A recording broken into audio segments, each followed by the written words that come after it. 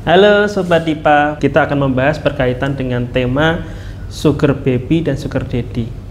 Ya, jadi ada gambaran umum yang membahas tentang itu yang kita sebut sebagai sugar dating. Sugar dating itu merupakan hubungan antara pihak yang memiliki kondisi finansial atau strata sosial lebih tinggi terhadap pihak yang lebih rendah dengan harapan ada topangan finansial atau topangan struktur sosial. Pihak yang dibiayai secara finansial itu disebut sugar baby, ani-ani.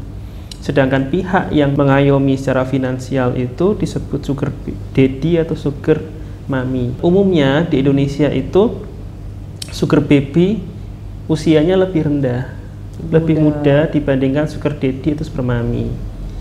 Sedangkan di luar negeri itu variatif, bisa setara, dan di luar negeri itu hubungannya tidak hanya terkait masalah seksual, tapi umumnya di Indonesia itu berkaitan dengan permasalahan kebutuhan seksual.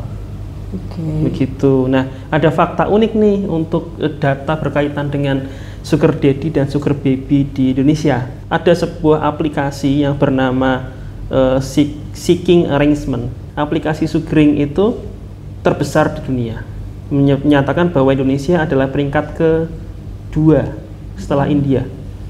Peringkat tentang pengguna atau pelaku sugar baby dan sugar daddy terbesar di dunia, nomor 2. Dan itu kan fenomena ya, di mana negara kita kan negara religius, tetapi justru ditemukan bahwa di tengah religius itu ada penyimpangan terkait pernikahan begitu. Jadi kita akan membahas berkaitan dengan kenapa sih fenomena ini muncul, analisa psikologinya seperti apa gitu. Setelah saya riset sedikit gitu ya, sugar baby dan sugar daddy itu berbeda dengan one night stand ya Pak? Iya. Memang biasanya ada pihak yang berkuasa, kemudian ada yang dikuasai, dan dia dalam tanda kutip dipelihara begitu ya. Jadi yang membedakan ini adalah proses memeliharanya ini ya. Jadi ada proses pembiayaan yang dikeluarkan oleh pihak yang lebih dominan, sugar daddy atau sugar mami-nya, kepada pihak sugar baby-nya yang dikuasai. Jadi memang ada ketimpangan relasi sosial atau biasanya disebut relasi kuasa. Ada yang dikuasai dan ada yang menguasai di situ. Jadi yang dibangun itu adalah hubungan saling menguntungkan dalam segi transaksi ya. Memiliki. Menguntungkannya kan masih seperti kayak ada kesetaraan ya. Kesetaraan dalam artian aku dapat benefit, dia dapat benefit gitu. Nah kalau dalam ini sebetulnya ada menguntungkannya tuh yang satu bisa menguasai, berarti dia pihak yang disepakati lebih dominan, sedangkan yang satunya disepakati lebih submisif atau bisa dikuasai. Dan dalam proses perjalanannya berpasangan seperti ini ya disepakati, tapi lagi-lagi tidak bisa dipublikasikan secara sosial. Karena masyarakat pada umumnya menolak cara berpasangan seperti ini. Di masyarakat modern kita sekarang itu berharap posisi laki-laki dan perempuan dalam menjalin hubungan itu punya respect yang sama. Bahkan beberapa itu menyebut kalau bisa ya cintanya setara gitu ya. Kemudian juga budayanya yang bisa saling menerima, terbuka dengan perubahan gitu ya. Jadi modernitas itu masyarakat menilai bahwa berpasangan itu kalau bisa itu kondisinya setara, menghormati satu sama lain, menghormati hak-hak hidup, hak-hak manusia satu sama lain. Sehingga kebutuhan-kebutuhan yang sepertinya primitif di patriarki yang negatif ya Pak. Primitifnya laki-laki ingin menguasai, lalu ada pihak perempuan yang kemudian diobjektifikasi atau dikuasai kemudian.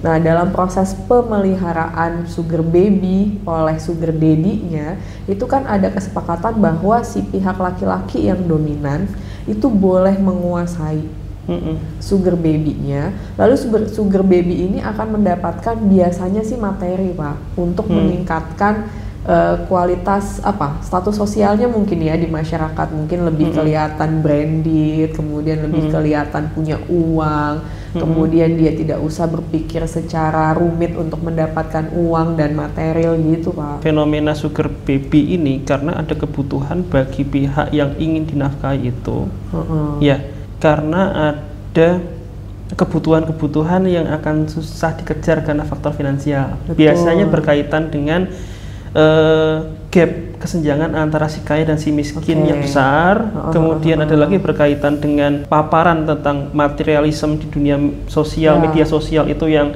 dikonsumsi siapapun, termasuk kalangan kelas bawah, itu membuat kelas bawah itu kan tertarik ya. Nah, shortcut-nya itu adalah mencari orang yang bisa mendanai itu. Betul. Dan yang terakhir adalah berkaitan dengan biaya perkuliahan atau biaya pendidikan yang semakin tinggi.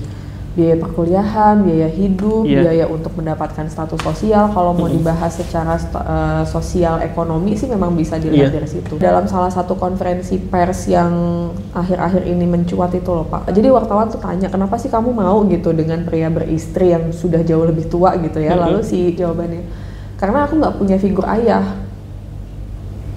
Jadi aku merasa orang yang lebih tua ini bisa mengayomi, bisa melindungi, membuatku aman secara finansial, karena kan fungsi ayah sebetulnya itu ya.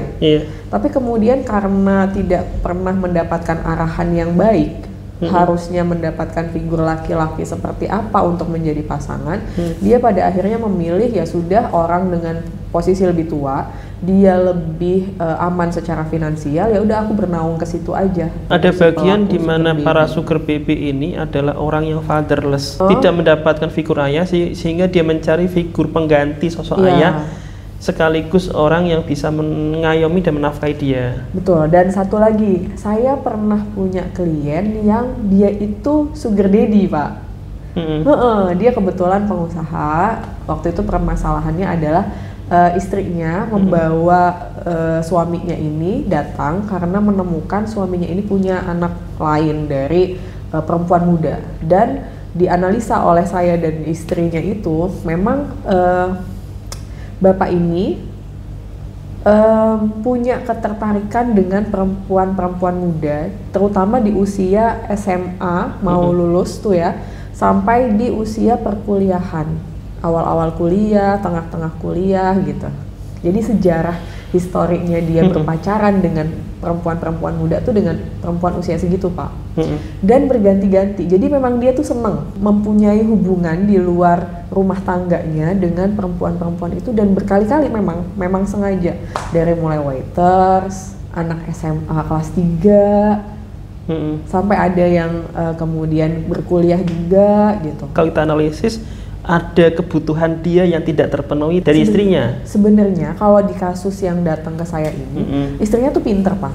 Istrinya tuh pintar, tapi dia kondisikan agar si istri ini menjadi ibu rumah tangga saja. Kebetulan mereka berdua tuh bangun bisnis, bisnisnya tuh berkembang pesat, tapi istrinya itu hanya dia kondisikan untuk jadi ibu rumah tangga saja. Hanya saja dalam interaksi mengobrol itu sebetulnya istrinya tetap pintar gitu. Nah dia kayaknya agak pengen skip pinternya si istri ini gitu, dan akhirnya dia cari juga tuh perempuan-perempuan muda yang kayaknya bisa dikuasai, diatur yang kurang banget. Dalam tanda petik kurang pinter kan berarti. Tapi bisa diatur banget kan sama dia gitu. Sehingga artinya kan ada kebutuhan yang tidak terpenuhi dari istri. Misalnya, istri akan sangat eksklusif, susah didominasi, susah dijangkau. Jatuhnya istri tidak fleksibel terhadap kebutuhan suami begitu. Tapi kalau mau ditarik ke konsep sugar daddy itu kan memang mereka begitu. Saya juga pernah loh Pak punya klien yang pada akhirnya dia mengakui dia disimpan sama seorang pengusaha gitu. Dia dibelikan rumah, dia dibelikan mobil. Setiap kali dia pusing, dia akan telepon sugar daddy-nya itu, kok aku pusing. Terus nanti ditransfer Pak uangnya itu. Udah kamu belanja aja sana. Udah kamu nggak usah berkuliah, kamu nggak usah pusing-pusing. Pokoknya kamu kalau pusing telepon saya aja, nanti saya gelontorin uang. Tapi tetap aja si sugar baby-nya ini pusing gitu. Akhirnya menemui saya sebagai psikolog, yang akhirnya saya harus bilang sebagai manusia kita nggak bisa hidup kayak gitu. Ada yang diberi, terkadang ada yang diambil. Terkadang yang diambil itu adalah kebebasannya. Kebebasannya, kemudian dia akan menjadi orang yang sangat diawasi Pak. Diawasi. Itu CCTV-nya. Bahkan kalau dia pergi keluar pun itu kayak banyak sekali yang bisa melaporkan apa yang dilakukan oleh klien saya yang sugar baby ini kepada sugar daddy-nya. Jadi sebetulnya hidupnya betul-betul kayak penjara, sangkar emas ya kalau misalnya ini ya gitu. Dia akan menjadi sangat diobsesifkan. Iya, tapi kalaupun mau keluar dari itu, nanti si sugar daddy-nya ini akan mencoba untuk memanipulasi ya. Biasalah kalau mendominasi itu kan ada upaya memanipulasinya ya. Jangan, nanti kamu kalau misalnya nggak sama aku bagaimana hidupnya, nanti kalau misalnya aku nggak sama kamu aku gimana gitu. Padahal jelas si sugar daddy-nya ini tuh punya keluarga, punya anak, dan tampil selayaknya orang yang sehat secara sosial gitu. Kalau digali sih memang ada kebutuhan yang akan tidak 100% terpenuhi oleh istrinya. Tapi terlalu egosentris nggak sih Pak kalau misalnya suaminya itu hanya inginnya saja gitu. Kan dia sebagai manusia ya harus belajar untuk respect terhadap pasangan yang dia pilih kan. Ya oke lah ada namanya kepala rumah tangga, kepala keluarga, tapi saya pikir kepala keluarga ini kan juga harus belajar, karena si sugar baby sama sugar daddy, kalau dia milih jadi sugar daddy itu dark side sekali Pak, dark side yang sebetulnya menghadirkan kembali patriarki zaman dulu yang menguasai salah satu pihak gitu. Tidak hanya buat laki-laki sih, saya pernah menemukan kasus juga di mana suaminya ini bekerja sebagai orang di pelayaran yang mungkin pulangnya itu berapa bulan sekali. Istri mendapatkan transferan yang lumayan banyak dan si istri ini merawat sugar baby. Cowok berarti. Cowok. Ini sebenarnya lintas gender, cuma memang mayoritasnya adalah laki-laki, karena laki-laki itu kebutuhan seksualnya itu meledakkan di awal. Ledakan-ledakan kebutuhan itu berbeda, kebutuhan seksual antara laki-laki dan perempuan. Begitu. Tapi secara keseluruhan sugar daddy dan sugar mommy ini dalam garis besar namanya sugar dating ini lintas gender sih. Tapi berarti si sugar baby yang laki-laki ini juga berkenan untuk dikuasai. Berkenan. Diambil sebagai laki-laki, diambil kebebasannya juga dia mau ya. Iya. Iya, karena dia kan dibayar ya. Tapi kan berarti dia juga mungkin punya dinamika psikologis tersendiri ya, untuk kemudian bisa memposisikan diri posisi submisif di bawah perempuan yang lebih tua gitu. Sebenarnya ada beberapa pihak yang menikmati posisi tersebut. Tapi kita bicara masalah kehidupan normal sebagai manusia, ketika dia punya anak, legalitasnya akan jadi permasalahan nantinya. Kemudian nanti ketika dia masa tuanya, karena sebagai orang yang punya kuasa dan punya uang, dia akan sangat mudah untuk melompat dari satu sugar baby ke sugar baby lainnya. Oh, kalau dia bosen gitu. Iya, bosen, kemudian sugar baby-nya terlalu menuntut, terlalu merepotkan, dia akan bisa lompat sih. Ya, jadi mau bagaimanapun sebenarnya ini kan kita hidup di dunia timur ya, dan ini adalah sesuatu hal yang melanggar norma. Tapi kalau kita analisis dari segi masa depan, sebenarnya tidak begitu menguntungkan gitu bagi sugar baby-nya maupun sugar daddy ya. Kalau sugar daddy kan berarti kita kan nggak tahu pendapatan dia nantinya seperti apa kan. Yang bertabrakan dengan normanya itu kan apa Pak? Relasi kuasanya ya, penguasaan, karena dia menipu, tidak jujur mungkin ya. Yang menabrak norma itu ya karena dikategorikan sebagai kumpul kebo. Dan yang paling kalau terhubung dengan pejabat seperti isu yang Bapak bawa sebelum sesi ini berlangsung gitu ya, itu kan mengenai perputaran uang ya Pak. Ya, sebenarnya kalau dibilang pejabat juga ada cara untuk mencuci uang ya, bisa digunakan ani-ani itu bisa digunakan sebagai alat untuk mencuci uang. Tetapi mau bagaimanapun ini adalah hubungan yang beresiko besar terhadap baik masalah sosial maupun psikologis. Tapi memang kalau mau dibahas secara psikologis ya nggak sehatnya itu adalah karena berpasangan ini tidak setara, karena berpasangan ini ada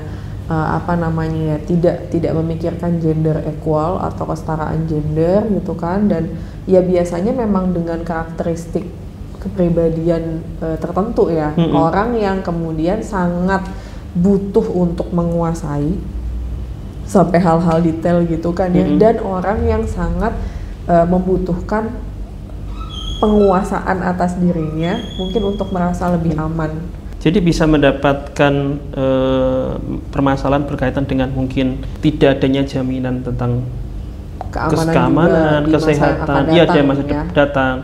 kan dia juga tidak bisa mendapat, misalnya lahir anak kan nggak bisa mendapatkan pengakuan dari negara. Kemudian dampak selanjutnya itu adalah ketika pihak sugar baby-nya ini lama dalam posisi submisif begitu, dia kompetensinya tidak terasa.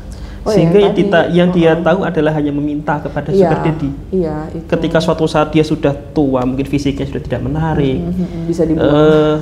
Ketika dibuang, dia tidak tahu bagaimana mencari uang. Iya, dan biasanya kan karena memang dari awal karakteristiknya tidak ada yang mengarahkan, dia juga tidak punya visi besar dalam hidup atau tidak bisa melihat masa depan itu akan dijalani seperti apa, masa tua ya lebih tepatnya ya, karena biasanya kan keuangan yang dia dapat ya biasa langsung dihabiskan karena emang konsepnya kan gitu. Lu stres, kayak sugar baby yang datang ke saya kan, sugar daddy-nya bilang kalau kamu stres ya ngomong aja nanti gue kasih gitu, selalu begitu. Tapi si ininya ya mulai merasakan ya namanya orang ada kognitifnya ya, bisa berpikir ini cuma begini doang, hidup ke mall, jalan bayar. Tapi kalau seandainya dia berpikir untuk oh ya uang dari ayah ini harus saya investasikan, dari pihak laki-laki atau pihak yang sugar daddy-nya nggak akan mengizinkan sih, karena itu akan berdampak. Karena belajar itu kan membuat dia ketemu banyak orang ya Pak, dan beberapa sugar daddy itu memang nggak mengizinkan dia untuk ketemu banyak orang loh. Sangat dikondisikan untuk ketemu dengan orang yang dikenal aja sama sugar daddy-nya. Jadi dia datang, kebutuhan saya harus tersalurkan. Karena saya beri kamu apapun, membeli kehidupanmu. Jadi kalau aku sudah memberikan, ketika saya datang, ya kebutuhanku harus terpenuhi gitu. Ya namanya transaksi ya. Transaksi itu kan sebenarnya ada yang diberi, ada yang diambil. Tapi memang kalau saya riset tadi tuh ada istilahnya objektifikasi ya. Jadi manusia itu kan sebetulnya subjek ya. Ketika dia jadi subjek, dia seperti punya kehendak bebas untuk menjadi apa gitu. Nah, sedangkan objektifikasi itu kan dia menjadi objek. Jadi ada yang menggerakkan si objek ini. Maka itu kehidupan bebasnya itu terenggut dengan uang yang dibayarkan oleh sugar daddy gitu. Itu yang kemudian menyalahi hak-hak hidup manusia sebetulnya kan. Tapi orang di kalangan miskin itu, di kalangan miskin yang dia putus asa tentang bagaimana mendapatkan hal-hal nikmatnya hanya bisa dibeli dengan uang, langkah itu menarik sih. Langkah untuk bisa mendapatkan gelontoran dana dari sugar baby, sugar daddy itu menarik gitu. Menarik, tapi ya memang untuk orang-orang dengan kognitif yang ya itu nggak panjang gitu ya Pak ya, langkah-langkah analisa ke depan kehidupannya itu nggak panjang. Dia bisa aja sih sangat mungkin tuanya menjadi orang yang nggak punya apa-apa juga, nggak bisa punya kehidupan yang layak juga dan menderita gitu. Nah itu kan yang disedihkannya dalam kondisi ini, kehidupan masa depan yang menderita gitu. Belum lagi sugar daddy-nya misalnya akhirnya ketahuan atau hartanya finansialnya tersedot ke sana, dalam rumah tangganya sendiri juga nggak berjalan dengan baik, misalnya anak-anak tidak terima, istri juga tidak terima, itu kan juga bisa jadi bahan penderitaan masa depan kan? Iya, dan berisiko ketika istri sahnya tahu, atau anak dari istri sahnya tahu, itu kan akan menjadi masalah besar bagi hubungan mereka. Iya, dan masyarakat juga tentu kalau sekarang kan kalau berita-berita viral itu juga, ya di Indonesia juga ada sih cancel culture. Jadi misalnya pada akhirnya dia tidak mendapatkan ini ya, apa namanya, penerimaan dari masyarakat, dapatnya penolakan dari masyarakat, penolakan dari keluarga gitu kan, karena merasa anak-anak dan istri itu disakiti misalnya gitu ya, begitu. Jadi closingnya seperti apa? Orang-orang seperti ini punya apa namanya ya, karakteristik tertentu lah, gitu.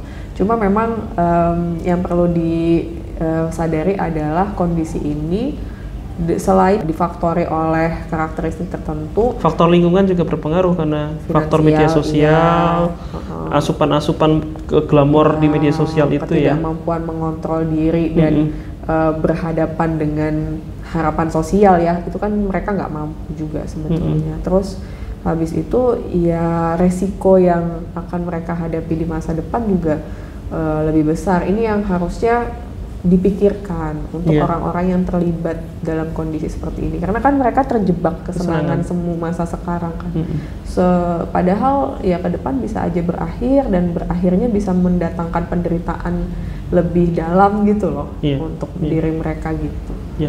Mungkin itu diskusi kita kali ini berkaitan dengan sugar dating. Semoga bermanfaat.